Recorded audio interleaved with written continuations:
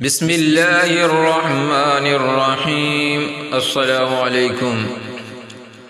अल्लामा इकबाल ने तकरीबन 80 साल पहले लिखी थी ये बातें कितनी सच हैं। कल मज़हब पूछ कर बख्श दी थी जान मेरी, आज फ़िरका पूछ कर उसने ही ले ली जान मेरी।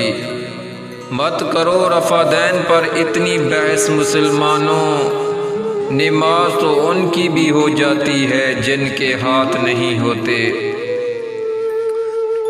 तुम हाथ बांधने और हाथ छोड़ने पर बहस में लगे रहो और दुश्मन तुम्हारे हाथ काटने की साजिश में लगे हैं। जिंदगी के फरेब में हमने हजारों सजदे कज़ा कर डाले, हमारे जन्नत के सरदार ने तो तीरों के बरसात में भी नमाज कज़ा नहीं की। सजदा इश्क हो तो इबादत में मज़ा आता है, खाली सजदों में तो दुनिया ही बसा करती है। लोग कहते हैं कि बस फ़र्ज़ अदा करना है, ऐसा लगता है कोई कर्ज लिया हो रब से। तेरे सजदे कहीं तुझे काफिर न कर दें, तू झुकता कहीं और है और सोचता कहीं और है। कोई जन्नत का तालिब है तो कोई गम से परेशान है। ज़रूरत सजदा करवाती है, इबादत कौन करता है।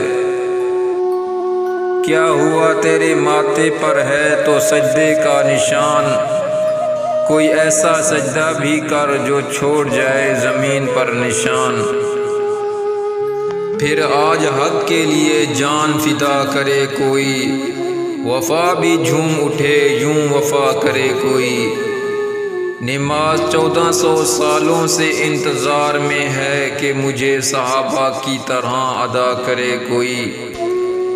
एक खुदा ही तो है जो सजदों में मान जाता है, वरना ये इंसान तो जान लेकर भी राज़ी नहीं होता। दे दी अज़ान मस्जिदों में हय्या अलस्सलाह हय्या अलल फलाह, और लिख दिया बहर तख्त पर अंदर ना आए फलां और फलां।